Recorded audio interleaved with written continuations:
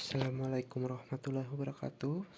Salam sejahtera untuk kita semua. Perkenalkan, nama saya Muhammad Taufik Iskandar Wijaya. Saya dari mahasiswa Pendidikan Pancasila Kewarganegaraan Universitas Pamulang. Di kesempatan siang hari ini saya akan mempresentasikan apa itu tentang menganalisis nilai-nilai Pancasila dalam kerangka praktek penyelenggaraan pemerintahan negara. Rumusan tujuan pembelajarannya di kompetisi dasar 3,1 menganalisis nilai-nilai Pancasila dalam kerangka praktek penyelenggaraan pemerintahan negara. Kondisinya, setelah memahami nilai-nilai Pancasila dalam kerangka praktek penyelenggaraan pemerintahan negara dalam kehidupan sehari-hari, audiensnya adalah siswa, berpikirnya dalam menjelaskan dengan nilai-nilai Pancasila dalam kerangka praktek penyelenggaraan pemerintahan negara. Keempat, komponen itu dirumuskan dalam susunan C, A, B, D atau sebagai berikut. Setelah memahami nilai-nilai Pancasila dalam kerangka praktek penyelenggaraan pemerintahan negara dalam kehidupan sehari-hari, siswa menjelaskan pembagian kekuasaan negara Republik Indonesia, kedudukan dan fungsi Kementerian Negara Republik Indonesia dan lembaga pemerintah non-kementerian. Mengembangkan IPK-nya, pengembangan IPK KKO atau materinya. 3,1 menganalisis sistem pembagian kekuasaan negara Republik Indonesia. 31.2 mengidentifikasi kedudukan dan fungsi Kementerian Negara Republik Indonesia dan lembaga pemerintahan non-kementerian. 31.3 menganalisis kedudukan fungsi pemerintah daerah dan kerangka NKRI. 3.1,4 menganalisis nilai Pancasila dalam penyelenggaraan pemerintahan. Tujuan pembelajaran IPK-nya, rumusan siswa mampu plus IPK 1. Siswa mampu menjelaskan macam-macam kekuasaan negara. 2. Siswa mampu menguraikan konsep pembagian kekuasaan di Indonesia. 3. Siswa mendeskripsikan kedudukan dan fungsi Kementerian Negara Republik Indonesia dan lembaga pemerintah non-kementerian. 4. Siswa mampu memahami nilai Pancasila dalam penyelenggaraan pemerintahan. Merumuskan topik materi. Dalam merumuskan materi, silakan fokuskan kepada IPK kembali, kemudian buang KKO kata kerja operasionalnya. 1. Macam-macam kekuasaan negara. 2. Konsep pembagian kekuasaan di Indonesia. 3. Kedudukan dan fungsi Kementerian Republik Indonesia dan lembaga pemerintahan kementerian. 4. Nilai Pancasila dalam penyelenggaraan pemerintahan. Selanjutnya, materi 1. Macam-macam kekuasaan negara. Menurut John Locke sebagaimana yang dikutip oleh Rayanto 2006-273 bahwa kekuasaan negara itu dapat dibagi menjadi 3 macam, yaitu sebagai berikut. 1. Kekuasaan legislatif, yaitu kekuasaan untuk membuat atau membentuk undang-undang. 2. Kekuasaan eksekutif, yang kekuasaan untuk melaksanakan undang-undang, termasuk kekuasaan untuk mengadili setiap pelanggaran terhadap undang-undang. 3. Kekuasaan federatif, yaitu kekuasaan untuk melaksanakan hubungan luar negeri. Selanjutnya, konsep pembagian kekuasaan di Indonesia dalam sebuah praktek ketenaganegaraan tidak jarang terjadi pemusatan kekuasaan pada suatu orang saja terjadi. Pengelolaan sistem pemerintahan dilakukan secara absolut atau otoriter. Untuk menghindari hal tersebut perlu ada pemisahan atau pembagian kekuasaan agar terjadi kontrol dan keseimbangan di antara lembaga pemegang kekuasaan. Konsep pemerintahan dan pembagian kekuasaannya itu, Konsandi dan Ibrahim menyatakan bahwa istilah pemisahan kekuasaan, separation of power, dan pembagian kekuasaan, division of power, merupakan dua istilah yang memiliki pengesahan berbeda. Satu, beberapa bagian bagi mengenai organ maupun fungsinya. Penerapan pembagian kekuasaan di Indonesia terdiri dari atas dua bagian, yaitu pembagian kekuasaan secara horizontal dan pembagian kekuasaan secara vertikal. Maksudnya pembagian secara kekuasaan secara horizontal itu yang pembagian kekuasaan menurut fungsi lembaga-lembaga, tertentu: legislatif, eksekutif, dan yudikatif. Berdasarkan Undang-Undang Dasar Negara Republik Indonesia tahun 1945, secara horizontal pembagian kekuasaan negara dilakukan pada tingkatan pemerintahan pusat dan pemerintahan daerah.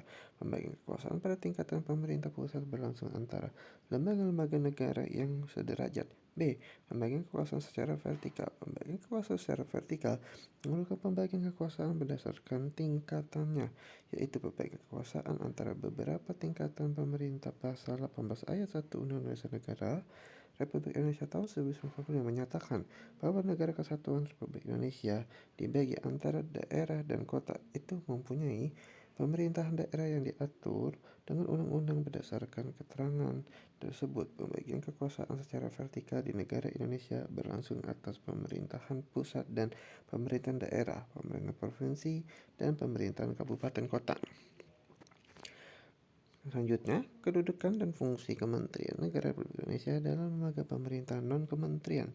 1. Tugas Kementerian Negara Republik Indonesia. Sistem pemerintahan yang dianut oleh negara kita oleh sistem pemerintahan presiden. Dalam sistem presiden, kedudukan presiden sangat kuat karena ia merupakan kepala negara sekaligus sebagai kepala pemerintahan. Keluarga negaraan Presiden Republik Indonesia sebagai kepala negara. A. Memegang kekuasaan pemerintahan. Pasal 4 ayat 1. B. Mengangkat dan memberhentikan menteri-menteri. Pasal 17 di ayat 2. C. Mengangkat dan menghentikan menteri-menteri. Pasal 17 ayat 2. Tugas dan wewenang presiden tersebut tidak mungkin dikerjakan sendiri. Oleh karena itu, presiden memerlukan orang lain untuk membantunya. Dalam melaksanakan tugasnya, Presiden Republik Indonesia dibantu oleh seseorang wakil presiden yang dipilih bersamaan dengan melalui pemilihan umum, serta membentuk beberapa kementerian segala yang dipimpin oleh menteri-menteri negara. Menteri-menteri negara ini dipilih dan diangkat serta diberikan oleh presiden sesuai dengan kewenangannya. Keberadaan Kementerian Negara Republik Indonesia diatur secara tegas dalam Pasal 17 Undang-Undang Dasar Negara Republik Indonesia tahun 1945 menyatakan presiden dibantu oleh menteri-menteri negara. 2. Menteri-menteri itu diangkat dan dilantik oleh presiden. Setiap menteri dibidangi urusan tertentu dalam pemerintahan. 4. Pembentukan, pengubahan, dan pembubaran kementerian negara diatur dalam undang-undang. Selanjutnya, Kementerian Negara Republik Indonesia mempunyai tugas penyelenggaraan urusan tertentu dan pemerintahan di bawahnya dan bertanggung jawab kepada Presiden dalam penyelenggaraan pemerintah negara. 1. Penyelenggaraan perumusan, penetapan, dan pelaksanaan kebijakan di bidangnya. Pengelolaan barang milik kekayaan negara yang menjadi tanggung jawab pengawasan atas pelaksanaan tugas di bidangnya dan pelaksanaan kegiatan teknis dari pusat sampai daerah. 2. Perumusan, penetapan, pelaksanaan kebijakan di bidangnya. Pengelolaan barang milik kekayaan negara yang menjadi tanggung jawab pengawasan atas pelaksanaan tugas di bidangnya. Pelaksanaan bimbingan teknis spesifik dan pelaksanaan urusan kementerian daerah dan pelaksanaan kegiatan teknis yang berskala nasional. Klarifikasi Kementerian Negara Republik Indonesia. Setiap kementerian bertugas membidangi urusan tertentu dan pemerintahan. Dengan demikian, jumlah kementerian negara dibentuk cukup banyak.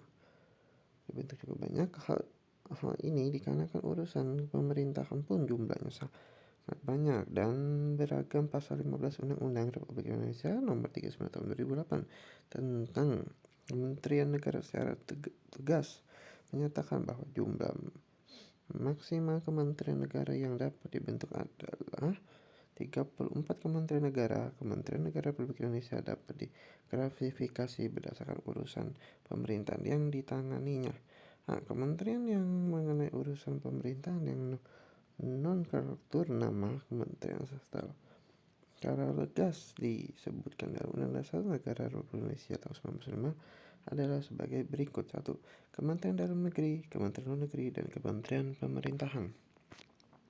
Kementerian yang mempunyai tugas penyelenggaraan urusan yang tertentu dalam pemerintahan untuk membantu presiden dalam penyelenggaraan pemerintahan negara dengan upaya mencapai tujuan kementerian sebagai bagian dari tujuan pembangunan Undang Nasional Kementerian yang mengenai urusan pemerintahan yang ruang lingkupnya disebut dalam Undang-Undang Dasar tahun 1945 adalah sebagai berikut.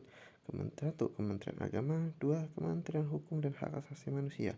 3. Kementerian Keuangan. 4. Kementerian Pendidikan dan Kebudayaan. 5. Kementerian Riset Teknologi dan Pendidikan Tinggi. Lembaga Pemerintah Non-Kementerian.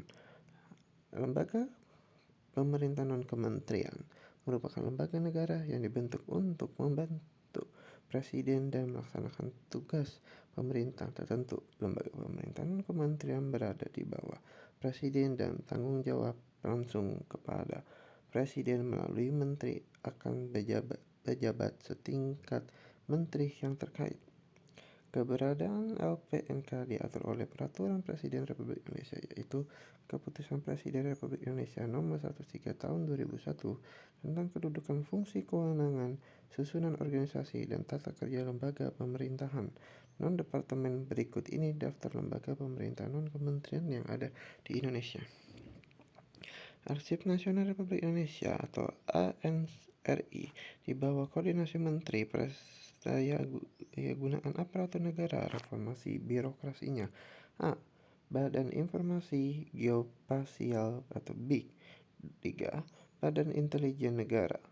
4. Badan Kepegawaian Negeri atau BKN di bawah koordinasi Menteri Pendayagunaan Aparatur Negara dan Reformasi Birokrasi. 5. Badan Narkotika. 6. Badan Pengawasan Obat dan Makanan BPOM di bawah koordinasi Menteri Kesehatan. 7. Badan Pengendalian Dampak Lingkungan atau Bapedal di bawah koordinasi Menteri Lingkungan Hidup.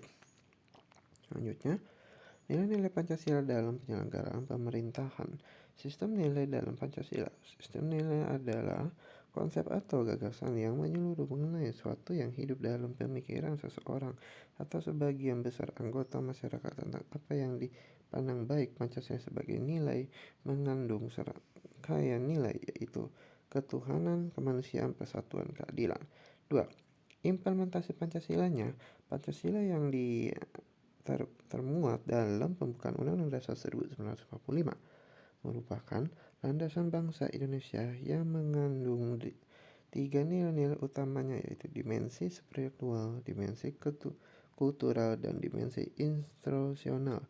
Dimensi spiritual mengandung makna bahwa Pancasila mengandung nilai-nilai keimanan dan ketakwaan kepada Tuhan Yang Maha Esa sebagai landasan keseluruhan nilai dan falsafah negara.